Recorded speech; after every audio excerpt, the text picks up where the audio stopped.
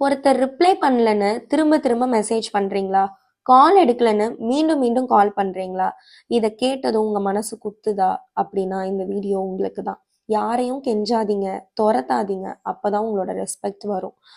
ஒருத்தவங்க ரிப்ளை பண்ணலன்னு திருப்பி திருப்பி அவங்கள மெசேஜ் பண்ணிட்டு அவங்கள ஃபாலோ பண்ணிக்கிட்டு கால் எடுக்கலன்னு திருப்பி திருப்பி கால் பண்ணிக்கிட்டு 100 மிஸ்டு கால், 50 மிஸ்டு கால். முக்கால்வாசி லவ் பண்றவங்க வாழ்க்கையில இல்லை நம்ம யாரையாவது ரொம்ப நம்மளுக்கு பிடிச்சிருச்சு, நம்மளோட ஃப்ரெண்ட்ஸ் இந்த மாதிரி ஒருத்தவங்க கிட்ட நம்ம இதை ரிப்பீட்டடா பண்ணிக்கிட்டே இருப்போம். ஸோ அவங்கள கெஞ்சுறதுனாலையும் துரத்துறதுனாலையும் உங்களோட ரெஸ்பெக்ட் தான் குறையுமே தவிர அவங்க எந்த விதத்துலையுமே மாற போறது கிடையாது. நம்ம நல்லவங்க, நம்ம கேர் பண்றோம், ஆனா அந்த கேர் தான் நம்ம வேல்யூவை குறைக்குது. யாராவது விட்டுட்டு போயிடுவாங்களோன்னு பயந்து நம்ம கெஞ்ச ஆரம்பிச்சிடறோம். நம்மளுக்கு பிடிச்சவங்க நம்மளை விட்டுட்டு போயிடுவாங்களோ, எங்க அவங்க நம்மளுக்கு கிடைக்காம போயிடுவாங்களோ, அவங்கள நம்ம மிஸ் பண்ணிடுவோமோ அப்படின்ற பயத்துல நம்ம கெஞ்ச ஆரம்பிச்சிடுறோம். உண்மை என்னன்னா, கெஞ்சுற இடத்துல ரெஸ்பெக்ட் இருக்காது. கெஞ்சுறது லவ் இல்லை, துரத்துவதும் அட்டாச்மெண்ட் இல்லை. அது உங்களை இன்செக்யூரிட்டியா ஃபீல் பண்ண வைக்கும். நீங்க ரொம்ப இன்செக்யூர் ஆயிடுவீங்க. கெஞ்சுறதுனால லவ் அதிகமாகுமா? துரத்துறதுனால உங்களுக்குள்ள அட்டாச்மெண்ட் அதிகமாகுமா? கண்டிப்பா கிடையாது.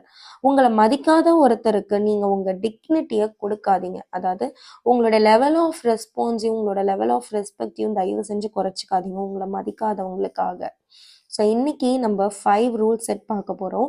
இதை எப்படி நம்ம குறைக்கலாம், இந்த கெஞ்சறது பேசுறது இதெல்லாம் எப்படி நீங்கள் நிறுத்தணும், என்னென்னலாம் பண்ணணும் அப்படின்னு நான் சொல்கிறேன். ரூல் நம்பர் 1, ரிப்ளை இல்லைன்னா ஸ்டாப் பண்ணிடுங்க. ஒரு மெசேஜ் இல்லை, ரிப்ளை இல்லை, அதுக்கப்புறமாவும் சைலன்ஸாக இருக்காங்க. அதாவது நீங்கள் ஒரு மெசேஜ் பண்ணுறீங்க, ரிப்ளை இல்லைன்னா அதுக்கப்புறம் சைலண்ட் ஆகிடுங்க. அதுக்கு மேலே எதுவுமே பேசாதீங்க.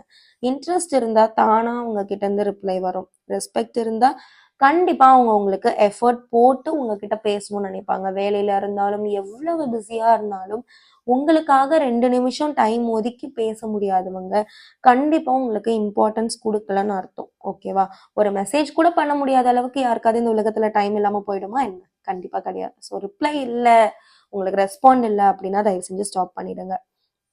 ரூல் நம்பர் 2, எக்ஸ்பிளைன் பண்ணாதீங்க. நான் இப்படிதான், நான் நல்லவன்னு யாருக்கும் நம்ம ப்ரூவ் பண்ணி நம்மளை முயற்சி பண்ணி ப்ரூவ் பண்ணி நிரூபிக்கணுன்ற அவசியம் கண்டிப்பா கிடையாது. உங்களை பத்தி எக்ஸ்பிளைன் பண்ண வேண்டிய இடத்துல நீங்க இருக்கீங்கன்னா கண்டிப்பா அது உங்களுக்கான இடம் கிடையாது, அவங்க உங்களுக்கானவங்களும் கிடையாது. அவைலபிலிட்டியை குறைச்சிக்கோங்க. இதுதான் ரூல் நம்பர் 3. அவைலபிலிட்டி கண்டிப்பா நீங்க குறைச்சிக்கணும். எப்பயுமே ஃப்ரீயா இருக்கிறீங்க, ஸோ நீங்க பிஸியா இல்லை, என்னோட லைஃப் ஃபோக்கஸ் ஃபுல்லா உன் மேலதான் இருக்கு அப்படின்ற மாதிரி தாட்டை மற்றவங்களுக்கு கொடுக்காதீங்க. நான் பிஸியா தான் இருக்கேன், என்னோட லைஃப்ல நான் ஃபோக்கஸ் பண்ணிட்டு இருக்கேன், ஸோ நீ என்னோட லைஃப்ல ஒரு பகுதி தான் அப்படின்றத ஃபர்ஸ்ட் அவங்களுக்கு காட்டுங்க. ஓகேவா? Next rule number 4, silence is power. வாய் மூடி விலகிறது ரொம்ப ரொம்ப நல்லது. ஒருத்தவங்க உங்ககிட்ட ஆர்கியூ பண்றாங்க, ஒருத்தவங்க உங்க மேலதான் தப்புன்னு திருப்பி திருப்பி திருப்பி திருப்பி சொல்றாங்கன்னா வாய் மூடிட்டு அவங்க கிட்ட இருந்து விலகிடுங்க. அது தோல்வி கிடையாது, நம்மளோட செல்ஃப் ரெஸ்பெக்டை நம்ம இம்ப்ரூவ் பண்ணிக்கிறோம். ஸோ நம்ம சைலண்டா இருக்கிறது அவங்களுக்கு என்ன ஆன்சர் கொடுக்கணுமோ அதை நீங்க கொடுத்தது அர்த்தம். ஓகேவா? Next, walk away gracefully. இதுதான் இம்பார்ட்டன்டான ரூல் நம்பர் 5. கெஞ்சாம போகிறவங்க தான் ஸ்ட்ராங் பர்சன். அதாவது ஒருத்தவங்க கிட்ட உங்களுக்கு ரெஸ்பாண்ட் இல்லை, ஒருத்தவங்களை உங்களுக்கு நீங்க நினைக்கிறீங்க நம்மள அவங்களுக்கு பிடிக்கலையோ அப்படின்ற மாதிரியான எண்ணங்கள் உங்க மனசுல இருக்கா? அப்போ சைலண்டா அவங்க கிட்ட இருந்து வாக் அவே, விலகிடுங்க. ஸோ நீங்க போனதும் சில பேருக்கு தானா உங்களோட வேல்யூ தெரியவும் ஆரம்பிக்கும், புரியவும் ஆரம்பிக்கும். அதாவது நம்ம கிட்ட இருக்கிற வரைக்கும் அவங்களுக்கு தெரியாது. நம்ம ஒன்ஸ் நம்ம வாக்கவே நம்ம அவங்க கிட்ட இருந்து போயிட்டோம் அப்படின்னா ஆட்டோமேட்டிக்கா உங்களோட வேல்யூ அவங்களுக்கு தானா புரியவும் தெரியவும் ஆரம்பிக்கும். ஓகேவா? ஸோ வாக்காவே கிரேஸ்ஃபுல்லி அப்படின்ற வேர்டை கண்டிப்பா உங்களோட மைண்ட்ல வச்சுக்கோங்க. கெஞ்சாம போகிறவங்க தான் எப்பயுமே ஸ்ட்ராங் பர்சனா உங்க முன்னாடி நீங்க தெரிவிங்க. உங்களுடைய பலவீனத்தை எப்பயுமே உங்களுக்கு முன்னாடி இருக்கிறவங்க கிட்ட காமிச்சுக்காதீங்க. ஓகேவா?